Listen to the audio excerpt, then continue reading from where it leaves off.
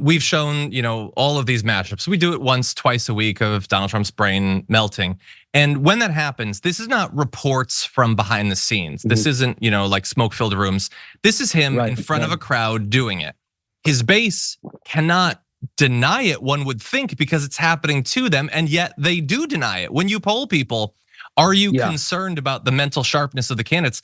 Twice as many Democrats are worried about Joe Biden as Republicans are worried about Trump. What is your best guess as to why they don't seem to notice or mind what is coming out of Trump's mouth, which seems insane?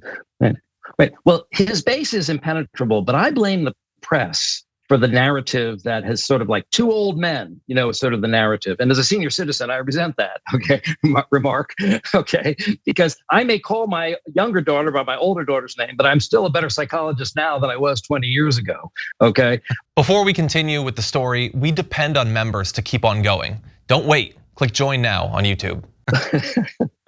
But I think that the press is basically, in some ways they're gaslighting us with this kind of neurological whataboutism. You know what I mean? These are not, we're looking at things that are at quantum, 3 standard deviations away from each other.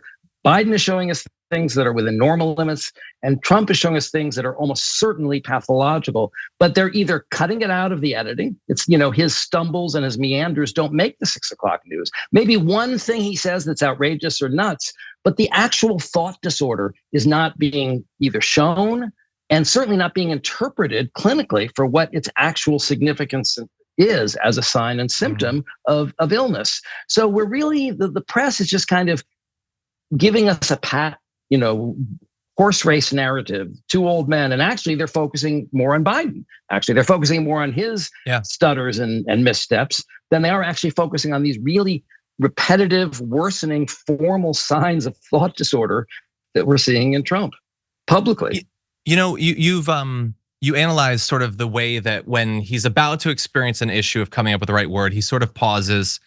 What I wonder, what seems to be occurring to me, again, non-expert, is that you have him having all these issues, but they're happening to a guy who, for all that I am not a fan of him, he has this larger than life persona. He's been bragging for decades. He's been over the top. And I wonder, when you fit in those issues, it feels like other aspects of his personality sort of cloak them. It's almost like camouflage. Right. Like you might buy that he would switch the names because he's always said weird things. And so I don't buy it as charisma, but other people say that it's a form of charisma. So when he says Steak Mountain, when he's trying to come up with rattlesnakes, he just sort of keeps going. He just barrels through it.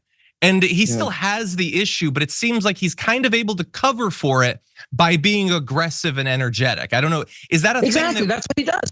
That's what he does. Well, that's actually that's sort of his superpower, right?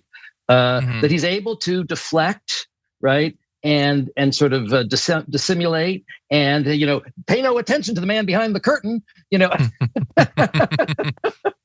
It really does feel like that, and it's effective. I mean, look, 1 out of 5 Republicans are worried about his brain, but that is still a very small amount, and that's probably just the anti-Trump contingent that's more willing to be honest with themselves. That's my fear. But the people I care most about are the swing voters. The swing voters are the ones we need to reach with this message, because there's a lot of people, there's a lot of Haley voters who voted against Trump, but half of them say they're going to vote for Trump in the general because they think Biden is mentally frailer than Trump, when it's the opposite. Yeah. So and that's a 3 to 5% margin that could make a difference in the election. So I think it's really important that we get this message out to them. Yeah, especially in certain swing states, that could be more than enough to make the difference. Well, Dr. Gartner, I very much enjoyed this conversation. Is there anywhere that people can follow your work in the meantime? I know that I read in your interview that you had sort of taken a little bit of time off from the grind of the politics, but obviously now we're in an election, so I'm sure people are going to be turning to you for your expertise. Where can people follow you? Well, I hate to say this, back on Twitter, Duty to Warn is our handle. Awesome. Everyone can follow you there then. I really appreciate you taking out the time. That was a lot of fun. Thanks for having me.